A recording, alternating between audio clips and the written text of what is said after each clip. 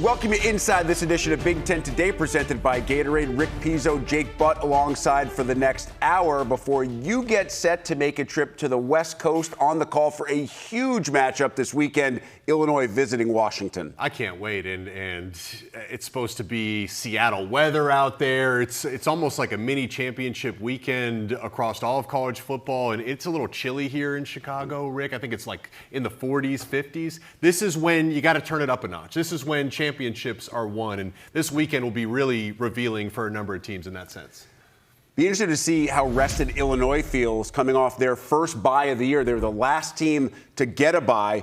This matchup, part of our big story. As you look at Big Ten games involving 5-2 teams coming up on Saturday, don't forget that all of these teams like Northwestern and Nebraska 5-2, Illinois and Washington 5-2, Minnesota and Iowa each 5-2. And interestingly, those teams each lost a non-conference game. So the Gophers and Hawkeyes head into this weekend at 3-1 in conference play. Our next game that we focus on is Minnesota, Iowa, a game that will most certainly be won at the line of scrimmage. Yeah. And like Washington with Damon Williams, Iowa has a running quarterback. But you could not have a bigger difference in the style of running quarterbacks than there is between Williams and Iowa quarterback Mark Gronowski. He is more than happy. As a matter of fact, he wants to be running in between the tackles, and that is so rare. I think of Tim Tebow and Tim Tebow. Yeah. I really can't come up with another legitimate comparison. Yeah, and it's going to be a fun matchup because obviously Minnesota and Danny Collins, the defensive coordinator, they're going to load the box. They are going to force Iowa to try to beat you. This is going to be a fun game for me to watch Tim Lester, the offensive coordinator for Iowa. I really think he's one of the more underrated play callers in all of college football. We used to sit up here every week and we couldn't say anything about Iowa's offense. Now we're talking about scheme, and we know Iowa's going to run the ball, but it's how they do it. What is Tim Lester's counter to Minnesota sending all-out pressure? And we saw it last week in a key moment, a critical play. They had the quarterback keeper called to Mark Gronowski. The only two people that knew that was coming was Tim Lester and Mark Gronowski. They installed that in real time on the sideline. So there's going to be a little bit of a chess match right there at the line of scrimmage. The Hawkeyes' offensive line has been dominant. But then the flip side is true for Minnesota. Really, they've been a pass-first team this year, actually, especially when Darius Taylor's been injured. This is not a historic Hawkeye defense, but they still are the Iowa Hawkeyes. They don't give you too much. So what I'm looking for is, can Minnesota avoid the big mistake? This is going to be a close game, a back-and-forth game. You want to avoid that big back-breaking mistake. Usually that's how the Hawkeyes get the win. Danny Collins is a name that is getting a lot of run right now. Young DC doing terrific things, just getting his career started at Minnesota. Phil Parker on the flip side, the DC for Iowa, been there forever, the old grizzled vet. I just think you need to remember when you look at Iowa and the two losses that the Hawkeyes have this year. To Iowa State, 54-yard field goal at the end of the game to beat them. Indiana scores a late touchdown to win with Gronowski sidelined. I mean, this is a Hawkeye team, and I know nobody right now is really talking about Iowa as a playoff team or a Big Ten contender because of what Ohio State and Indiana have done. This is a team that's basically 2 plays away, Jake, from being 7-0. And we know Indiana's just been dominant all season long. They have dominated effectively everybody. And you look at that game, and I can't help but think and say, if Gronowski doesn't get injured against Indiana, what happens to the result of that game? And then what happens to our conversation about the Hawkeyes? But yes, as we've said early in the show, there is 3 matchups featuring 6 different 5-2 teams this weekend, which means it's great opportunities for these teams to win and start to separate a little bit. Our next one of those 5-2 matchups, Northwestern, Nebraska. This game looks dramatically different than it did a few weeks ago. Then Northwestern goes, beats Penn State. They come back. They get another win. Suddenly, they've won 4 in a row, and they're 1 win shy of bowl eligibility. Nebraska coming off a game that Matt Rule described as maybe one of its worst performances since he got to Lincoln.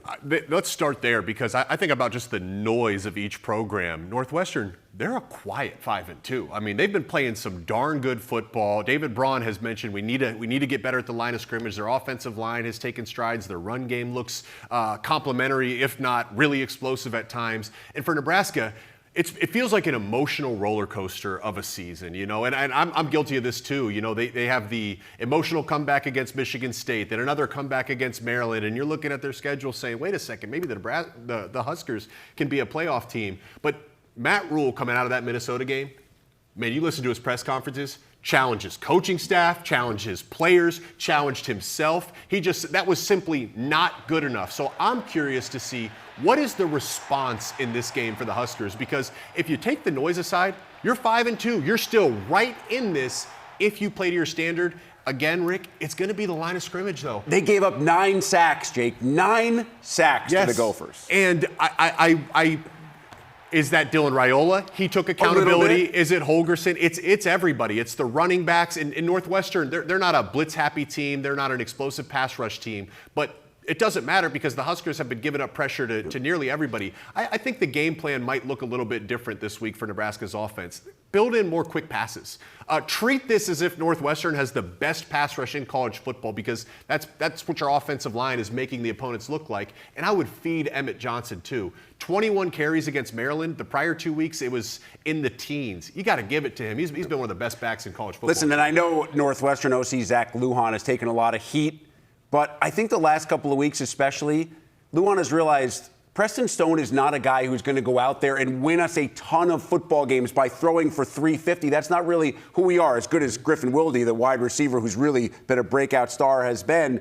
It's about managing the game and winning it the way that Northwestern wants to win games, which is gritty. Yeah. What I love about Northwestern is, like, they are the definition of a football team. They win by 100%. Playing team football. And to your point, Lujan and Braun and really everybody knows on Northwestern, they have to control the game, slow it down, win at the line of scrimmage. They have the 6th best rushing attack in the Big Ten right now. That's the key. And then get into play action, and Preston Stone, avoid the big mistake while making your plays. And then defensively, they are a bend but don't break. They want to make you earn it and earn it and earn it. And then all of a sudden you're in the fourth quarter and they're going to be in a dogfight with Northwestern. That's just the way they play. It's a a football team. Right now, you do not want to be in a tight fourth quarter game with the Wildcats. I think they've just kind of figured things out.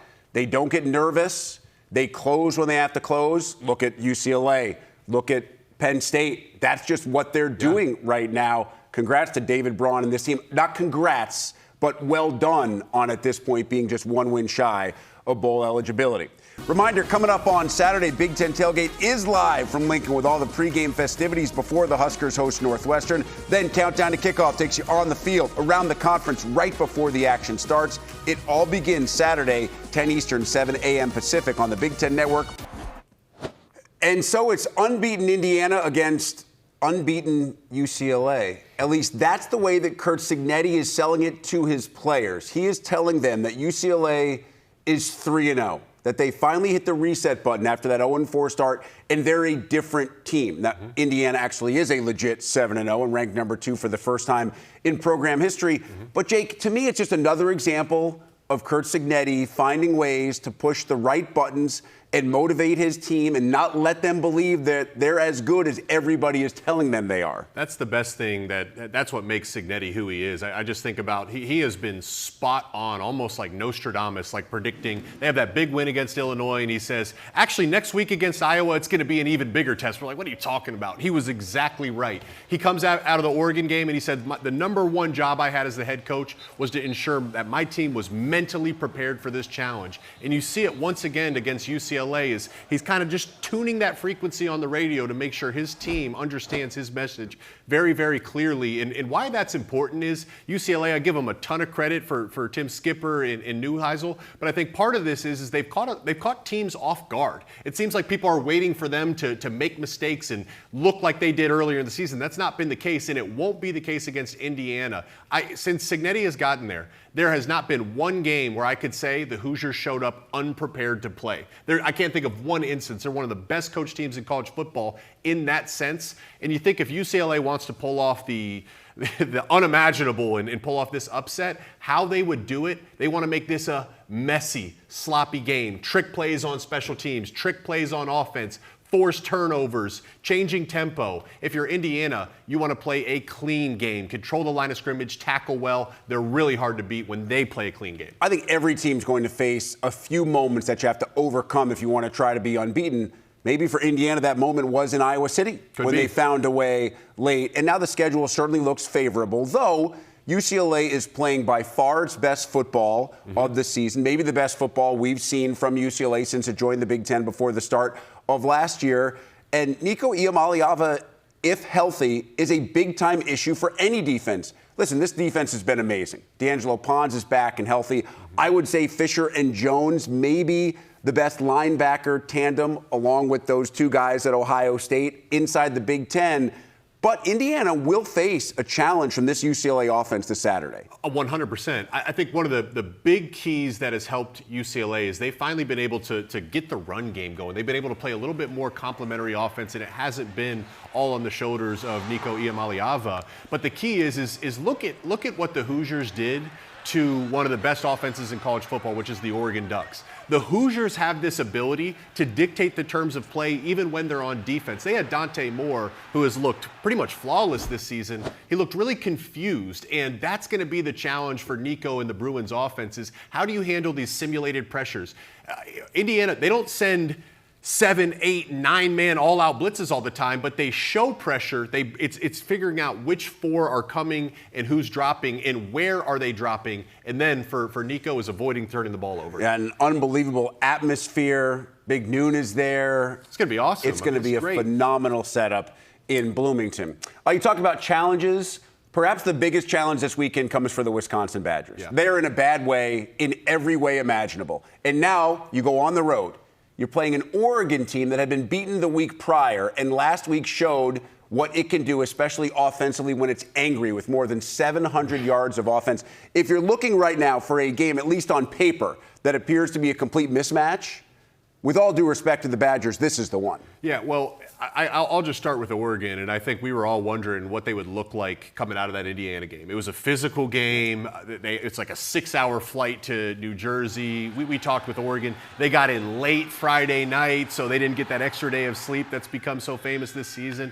It didn't matter. I mean, they came out right away with guns blazing against Rutgers, and they did it their way. It was one of the more dominant offensive line performances I've seen this season. But the big question is you look at Ohio State's game plan against Wisconsin, the number one strength they've had has been their front. It's been hard to run the ball against the Badgers. So what does Oregon do? Do they just say, we're the Ducks, or do they say, Dante, this is your game to have another Heisman-type performance?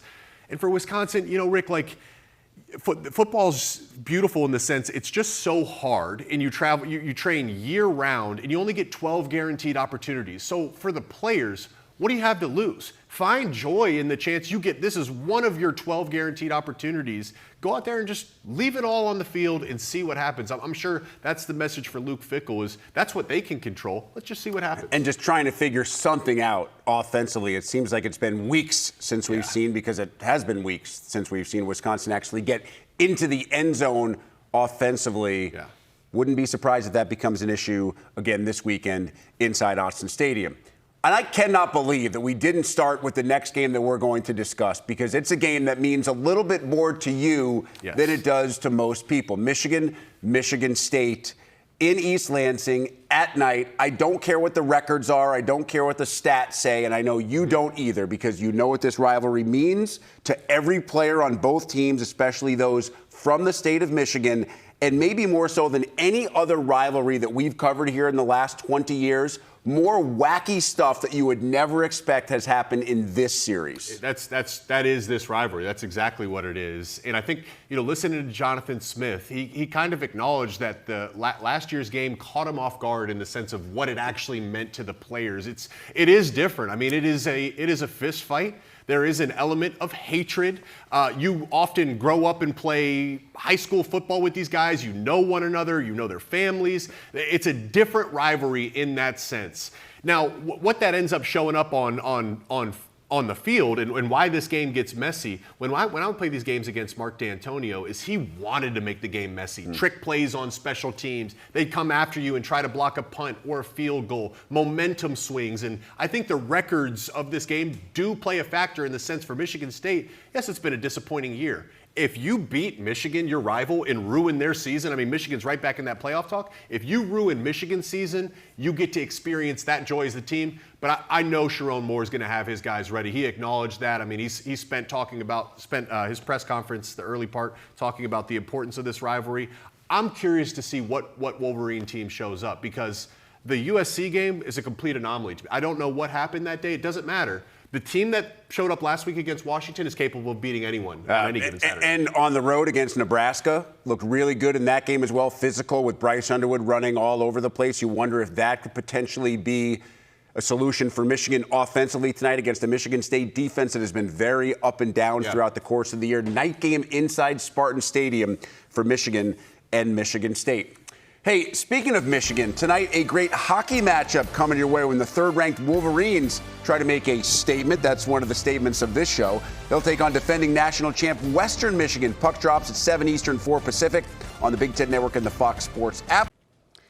Take a look at the recently released AP Top 25 poll. The Big Ten has 5 teams inside that top 25, including 3 of the top 6 in Ohio State, Indiana, and Oregon. Much more on this group and what to watch for from the Week 9 schedule. Dave Revson standing by with one of our very favorite all-time guests. And Fox Sports lead game analyst Joel Klatt joining us now. Joel, before we look ahead, I always like to look back. And you guys had Washington, Michigan on Big Noon, which was a pivotal game for both of those teams. You think about the Wolverines, the way they looked against USC, and then the way they looked a week later against Washington, just totally different. What changed here for Michigan? Why were they able to flip that script? They went back to the drawing board. Foundational principles. You know, this was the way I liken it is, you know, you're going through old things maybe. You got a box of old memories from your childhood or something, and you find the old Rubik's Cube that you used to play with, and you're like, oh, that's cool. You know, it's like Michigan found their old Rubik's Cube and solved it. And they went back to blocking and tackling, playing complementary football. That was as vintage a Michigan win as I can remember in the last 2 years, certainly since Jerome Moore has been the full-time head coach. Their ability to run the football, it starts with that always. And even when Evan Link went down and Frazier comes in and they got 3 redshirt freshmen on the offensive line, they got a redshirt freshman in their backfield, they've got a true freshman at quarterback, they were able to impose their will on Washington and run the football early in the downset. That changed the entire landscape for how Bryce Underwood could throw the football. He ends up being so efficient because they're getting him outside of the pocket, utilizing their tight ends. He's 21 of 27. They had not utilized the tight ends to that anywhere close to that ability over the first half of the season. And then now all of a sudden the tight ends show up like they used to. Again, the old Rubik's Cube. And then on the defensive side, I would just say going into that game, I thought it was a really bad matchup for Michigan because they like to blitz so much. And if you blitz DeMond Williams, I think you're going to be in a world of hurt because he can expose a seam or he can expose an area of the field so quickly. And they sat in coverage, and they didn't blitz. In fact, they blitzed 19% of the time they came in as the #1 blitz team in the country at 50%. And so sitting and making him make reads, keeping him in the pocket, that was crucial for them.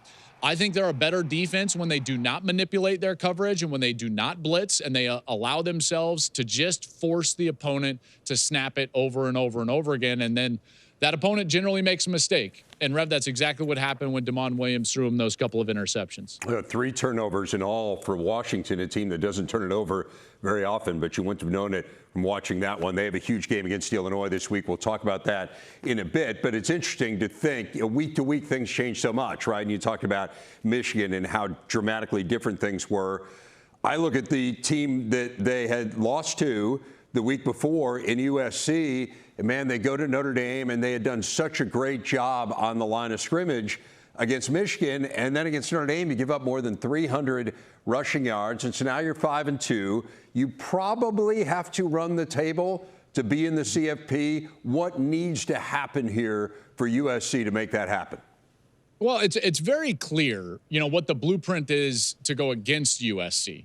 And that is exactly what Illinois and then Notre Dame exposed, running the football directly right at them. Because they're not quite equipped. Even though I like what they're doing and I like the trajectory of the program, currently they're not quite equipped to sit in there and defend the run like some of these other teams in the Big Ten. Okay, that's just where they're at from a physical nature in their front 7. They need to get bigger, and they need to continue to get better at the second level. Now, having said that, on the offensive side, it's something similar. Rev, it's exactly what I just talked about. Michigan could not run the ball on first down or got behind in the game against USC, and so the game style was pressed upon them where they couldn't sit there and play their style of game. They weren't balanced, and then all of a sudden Underwood has to throw the football when he has to, and that's not where you want to be. Well, Notre Dame put USC in a position where they struggled running it on first down. Now all of a sudden you lose that balance for a team that's as balanced as anybody in the country. And when you lose that balance, you lose the conflict on the defenders, in particular in the little play action and RPO game. And that impacts the efficiency with which you can throw the football. You throw a little rain on there, and now all of a sudden you're having to press. I did not love the sequence in the second quarter when they get down there and it's 3rd and short inside the 20 and they throw the ball twice rather than running the ball twice. I didn't love the trick play in the rain, although I understand what Lincoln is trying to do. He's trying to push the ball uphill, if you will, a little bit. Yes, they were exposed a bit. They need to fix that run defense. I think that's first and foremost. And when they defend the run well or can get a lead early, this is a much different team. The challenge is they have a number of teams left on that schedule that are going to want to try to run it right at them. So we'll see whether or not they're able to adjust. Because again, as we talked about, Northwestern will run it right at them. Yep. You know, I mean, probably don't have a ton of margin for Iowa? error. Yep. Yeah, absolutely. Not to mention Oregon, obviously, as well. Oregon runs it 36 times a game. Just ran it for like 1 billion yards against Rutgers. Yes. You have the Big Ten. Speaking of Oregon, you have the Big Ten with 3 of the top 4 spots in your most recent rankings. You have Ohio State 1, Indiana 2, and then you've got Oregon there at number 4. So I think as we all look at it now, and we were conditioned last year to understand, hey, no league was going to get more than one team to get a bye. That's no longer the case. And so, first of all, I think it's important to help people understand that that is no longer the case. But then the other thing I would say is, hey, how likely is it now that the Big Ten could end up with multiple teams getting byes based on what you're seeing and where you evaluate these teams? I would be shocked if they don't have 2 teams get a bye. I think that there's a real outside shot that they get 3. To be honest with you, because there's a scenario where Indiana and Ohio State can make it to Indianapolis and play for the Big Ten championship, both as undefeateds. In that scenario, Oregon could be 11-1. 11-1 Oregon is a top 4 team, and period. And if Indiana and Ohio State play as undefeateds, the loser is not falling out of the top 4. So in that scenario, I think that the Big Ten gets 3 of the 4 byes, and the other bye will go to the SEC champ. The SEC is suffering from a little, what I would say of a parity depth issue. I don't think the SEC is great at the top like the Big Ten is. They are deeper, though, in the middle, and I don't think you can argue that. And so as they beat themselves up, the winner of that conference is likely to have a loss, even though A&M is undefeated, and maybe 2. And that team is likely to get that bye. And you could be sitting there in the Big Ten with a 13-0 team, a 12-1 team, and an 11-1 team. And in that scenario, I think the Big Ten would get 3 of the 4 byes and top seeds. The Big Ten has to feel good about those 3 getting into the playoff. I think the question is there going to be a 4th team that emerges? Yeah. And we've kind of been talking about it all week, Joel. We got these 8 teams at 5-2 overall, and so now a bunch of them are playing one another this week. One we've got on our air that we're really excited about is Illinois against Washington. Illinois was the lone Big Ten team with a bye last week. Now they travel west. They take on that Washington team that we were just talking about. Somebody's going to get themselves to 6-2 and get one step closer to the playoff. How do you separate those 2? Well, the matchup is fascinating because of all the familiarity, and I'm sure you've been talking about it. But with Ryan Walters as the defensive coordinator for Washington, who really, rose to coordinator fame at Illinois under Brett Bielema and coordinated that #1 defense in the country in, 2022. He's going to have all the answers to the test because Brett's not changing, right? Like that Illinois team is the Illinois team. They've been running the similar things. They hired his understudy, Aaron Henry, to be the defensive coordinator. So Ryan's going to have a ton of familiarity with Illinois, and yet Illinois is going to have a ton of familiarity with what Ryan likes to do, how he likes to adjust, what coverages he likes to run. So this is as good of a schematic behind-the-scenes matchup as everyone was going to want to talk about Damon Williams and Luke Altmaier and all these different guys on the field. And yes, I love to celebrate the stars, but the behind-the-scenes of what's going on currently during the week in the game plan, to me, is a fascinating thought experiment. When I look at this game, I think the location is a big deal. I do think that you have to play zone coverage, and you've got to keep Damon Williams hemmed in. And if Illinois can do that, then they're going to have a shot. Make no mistake about it. Ryan Walters will understand specifically how to defend Illinois. And you can take a little bit of what Ohio State did, which is play your safeties low. Imagine that they're not going to take shots over the top and really try to make it difficult on Luke Altmaier to complete those run-pass options, in particular those in-breaking routes. That made life difficult on Illinois against Ohio State, and I think that's what Washington will ultimately at least try to do against Illinois this week. So that's our big game here on the Big Ten Network. Your big game on Fox Big Noon is UCLA, Indiana. These are both great stories. I mean, UCLA has turned into a remarkable story here under Tim Skipper, but obviously you guys are at this game because of Indiana, which has been as remarkable a story, and you and I have talked about it, as we've seen in college football probably in the last few decades. I'm curious from you, you've spent time around IU now, and Curt Cignetti got the huge contract extension last week. What do you think his particular genius is? I mean, I think there are some coaches that are X and O geniuses. There are some coaches that are talent evaluation geniuses. There are some that are motivational geniuses. Is there one area? I know he's good at all of them. You're not as successful as he is without being good at all of them. But is there one where you're like, man, he is just great at that? I mean, there are multiple areas. I don't think you do what he's done at Indiana without multiple areas. But let me single out a couple. I think great coaches have a beauty of simplicity about the way that they communicate expectations to their players.